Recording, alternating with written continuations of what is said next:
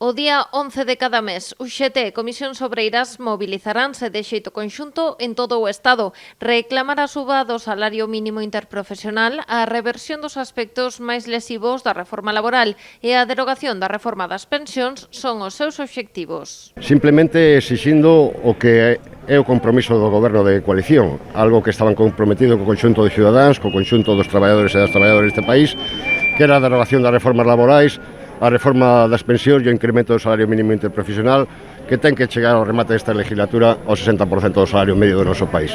Hoxe celebraron a primeira destas convocatorias. En Pontevedra foi diante da subdelegación do Goberno.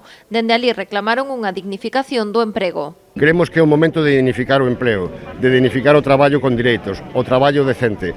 Creemos que os traballadores esenciais durante este período de tempo demostraron que non se pode vivir a día de hoxe con menos de 1.000 euros ao mes. Estamos decididos a manter este escenario de movilizacións todos os meses hasta que consigamos eses tres grandes obxectivos, a facelo de forma unitaria e a facer un chamamento ao conxunto da cidadanía. Os sindicatos exixen tamén ao Goberno que recoñeza o esforzo que realizou a clase traballadora durante a pandemia. Por iso reclaman unha saída xusta á recesión que estamos a vivir. Esta complicada crisis social e económica se atendan as súas reivindicacións e se construa unha salida da crisis baixo uns fundamentos distintos que son os que hoxe se perpetúan e que foron os piares cos que o Partido Popular quiso xestionar a anterior episodio de crisis. Con este fin, UGT e Comisións Obreiras lanzaron un chamamento á cidadanía para que se mobilicen nas rúas o vindeiro 1 de maio, Día Internacional dos Traballadores.